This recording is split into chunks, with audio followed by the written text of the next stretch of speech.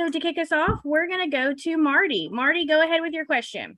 Thanks, Amanda. Hey, Carson, thanks for the time and congratulations on making it to the playoffs. Two for me. First off, just how's the recovery been with the broken right tibia? And is there a track in the playoffs that could possibly be tough for the leg?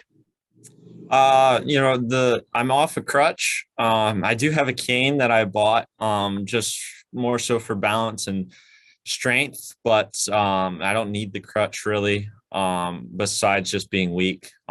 It's uncomfortable with all the nerve damage and ligaments, but my recovery bone wise is going really good. And no, I don't see a track that it would be affected at all. It wasn't really too big of a deal at Sonoma the week after, and I feel like a lot of the tracks are almost a little bit easier for sure on that. Looking forward to this weekend. You've raced at IRP before and ARCA twice. Do you expect any similarities this weekend to how the ARCA car drives and maybe potentially give Lawless and Dean some advice? Yeah, I mean, I think it's going to be pretty similar. At least I'm hoping, or thinking it will be, but obviously the truck's going to be a little bit different. Goodyear has a bit different tire, that there's going to be differences, but the racetrack's the same. So I know it's going to be at least fairly close. And if I can lean some advice over, I will. Thanks, Carson. Best of luck in the playoffs. Thank you. All right. Our next question is going to go to Rob. Go ahead, Rob, with your question. Thanks, Amanda. Thanks for joining us today, Carson. I got a couple of questions to start things off. Now, obviously, you've got a really inspirational story, not only with what's going on with your girlfriend Peyton, but also with your situation recovering and the fancy hats that you also wear too. So, I mean, as far as any racing fans concerned, when they get to know you, how special is it to share your story and kind of feel a bit vulnerable when it comes to being this celebrity and race car driver that you are? I mean, I wouldn't use that word. Definitely not a celebrity or anything, but I guess I never looked at it like that. I just drive race cars and have a good time doing it and try to make as much fun out of it as I can. And I enjoy the show aspect. Absolutely, Matt. The last question for you really would be, obviously the Truck Series Championship's what you're aiming for. And obviously, you've been showing some speed and potentials to win. Is there a particular race on the playoff calendar that you're going, you know what, this is where I can get East Motorsports our win and then really make our ticket to Phoenix happen here? I mean, I feel like Lucas Oil is a good one to start. I've been there before a handful of times, and I feel like we're fast everywhere we go. And I really feel like we got a good shot this weekend. Thanks, Carson. Best of luck, man. Thank you. Okay, our next question will go to Mitchell Brewer. Go ahead, Mitchell. Carson, do you think there's more of an emphasis on these early races in the playoffs with how long the Truck Series playoff format is? I mean, I think there's emphasis on every race in this playoff. You only get 3 shots, and if you're behind half a race, you only get 2 races to catch back up and pass people. So you gotta make every point count, or at least minimize that one bad day. I think 2 mediocre days are more important than 1 bad day. Thank you. Oh, okay. Our next question is going to go to Matt Weaver. Go ahead, Matt. Hey, Carson. I jumped in a little bit late, so I don't know if it's been asked already, but just health-wise, are you feeling good and strong and ready to go for the playoffs? Yeah, it was, but I feel like I'm in a good spot. I've got a handful of weeks of learning how to deal with it, and bone-wise, I feel like it's growing, but I'm still going to have this issue a little bit in the sense of ligaments and nerve damage for a while still yet, but I'm off crutches and off my one crutch at least. I did buy a cane just to kind of help me a little bit for balance and strength when I walk a long distance, but no, I feel like I'm in a good spot for the playoffs. And then for this first round, you're starting in the back half of the grid at a deficit in the elimination area, I guess, for lack of a better term. But you've also showed, top 5 speed pretty much all year too. So do you allow yourself to feel like a favorite, or do you have a chip on your shoulder? I mean, what is kind of the overall mindset? I mean, I feel like we are very close to being a for sure contender. You know, I feel like we're right there with the people that, you know, were winning races the most this year, and if not better than them a handful of times this year. So I feel like we're in a good spot. You know, we just didn't have the wins and playoff points as everybody else. You know, we didn't focus on the stage points as much, just knowing that, you know, we were pretty safely in, and we wanted to try and give ourselves the best shot possible for wins. So like at the road courses most of the time, or dirt track, or, you know, for strategy, we'd bank on track position more than stage points. So I think that's why we're towards the back half ish. And, you know, we've had some bad luck here and there, or bad decision making, but I think we're in a really good spot, really good speed wise, that I think we're for sure in the top half on our raw speed. And then one more for you.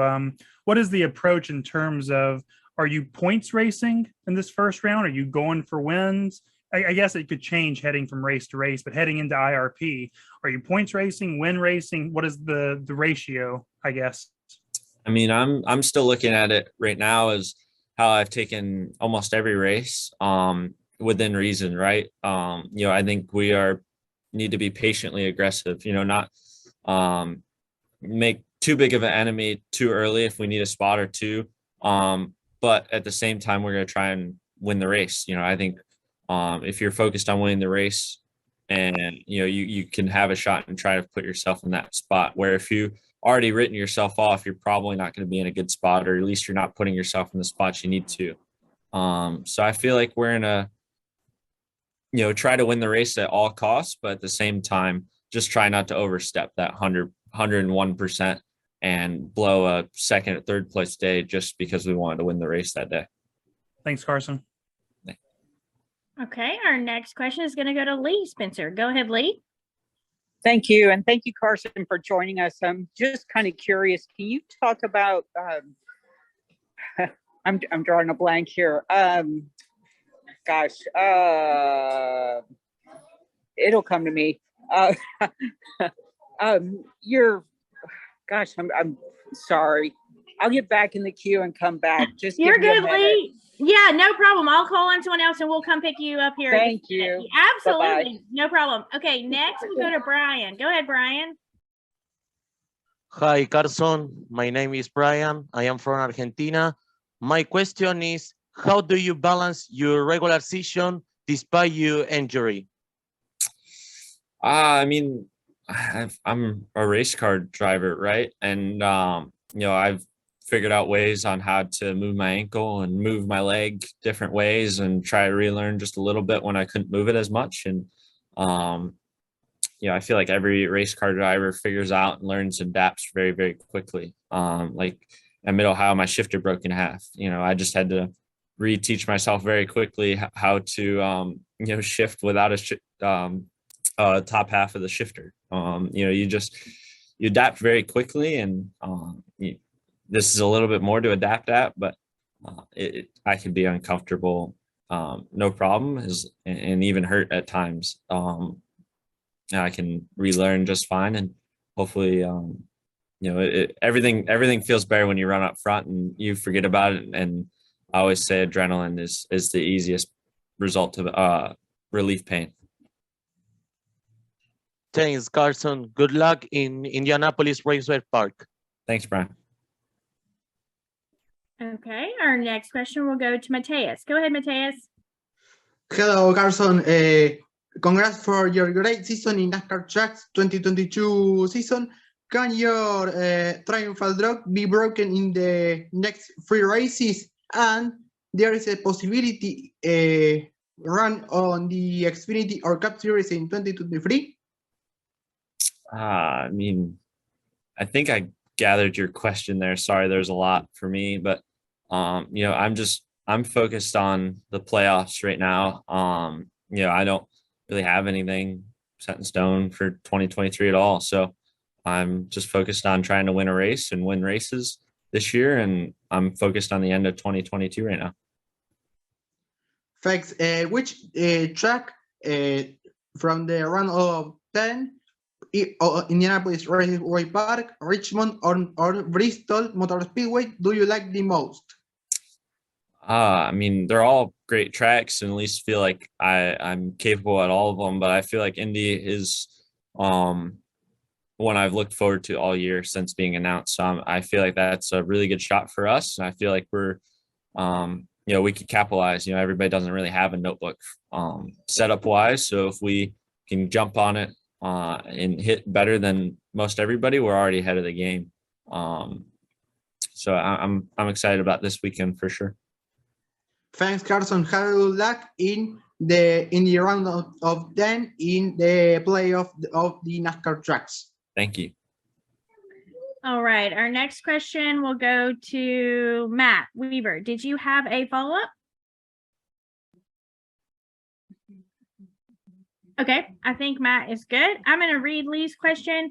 Carson, Lee's question was just based on what has it meant to you, or what does it mean to you to have a mentor like Ross Chastain within your kind of fold of your team? I mean, it's definitely helps having someone who's been through this and knows how to win races on Sunday even, and have him in the back pocket. I work with Josh Wise in the Chevrolet program, so having me and him work with Josh and work together in that to better myself for Fridays and him for Sundays works really well for me to kind of work out together, and builds that relationship more than the mentor side. It kind of builds the friendship side, and then as well as the process with Worldwide and everything. So it's really, really cool to have him sort of in my corner and rooting for me and helping me. And it was huge even to outrun him at times this year. So it was, he probably didn't like it that he shared most of his secrets, but it's been a lot of fun and been very, very useful. All right. Okay, we're going to go to one final question. We'll go to Bob Pockers. Go ahead, Bob. Yeah, Carson, what's more important to you in the playoffs, winning a race or winning the championship?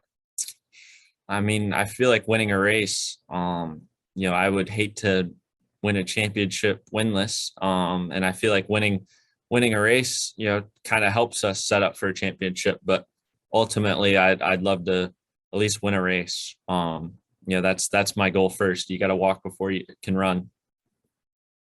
Yeah, and I guess to follow up on that, is winning a race more setting you up kind of for, future years compared to versus winning a championship if you won it winless?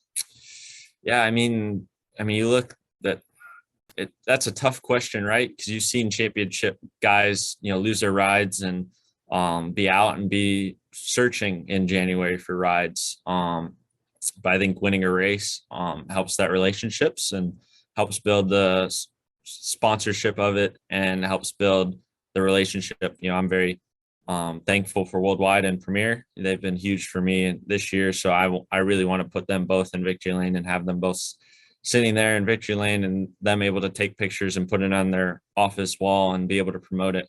And that ultimately sets us up for championships, hopefully. Thank you.